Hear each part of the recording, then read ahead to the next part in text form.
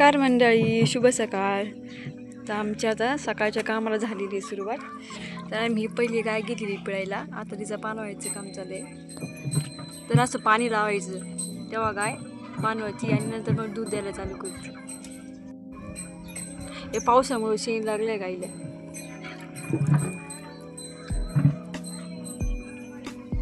असं पाण्यात हात काढा, हे पाणी घेतले, पाण्यात हात बुडवायचा आणि मग पान व्हायचं.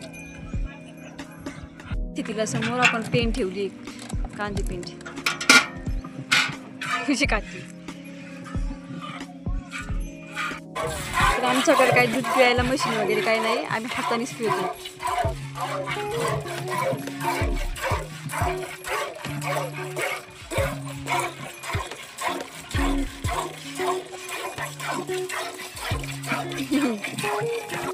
आमच्या गायांना काही गोठा वगैरे काय नाही, ते असेच असतात ओपन गोठ्यासारख्या. एक इथं बांधली, एक तिकडं बांधले, अशा लांब लांबपर्यंत सगळं. आणि गाईंना आम्ही ना मका घालतो, तुझ्या शेणामध्ये पण मकाच्या दाणे पडते बाटभर. हे कोंबड्या कशा खातात. आणि आपल्याकडे जर गाय असतील ना घरी, तर आपण 2-4 का होईना आपण कोंबड्या या पाळल्याच पाहिजे, जेणेकरून ह्या गायांचे जे गोचिड असतात ना, एक सुद्धा गोचिड कोंबडी ठेवत नाही. सगळ्या खाऊन टाकतात, किडे माडे सगळं जनावरांचे. तर त्याचा एक फायदा आहे कोंबड्यांचा. त्यांना चालल्या आता बाजरी घेऊन. बघा बाजरी चांगला कोरड्या जागे टाकतात इथे. हा, yes yes yes yes yes yes yes. काही रात्री माझं बाहेर राहिलं तेवढं.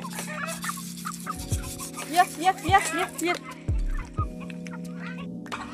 चला तर मंडळी, आपल्या गायांचा धारा काढून झालेला आहे. त्यांना एक गंभीर कुट्टी पण मी आधी घातली, ती त्यांची खाऊन झाली.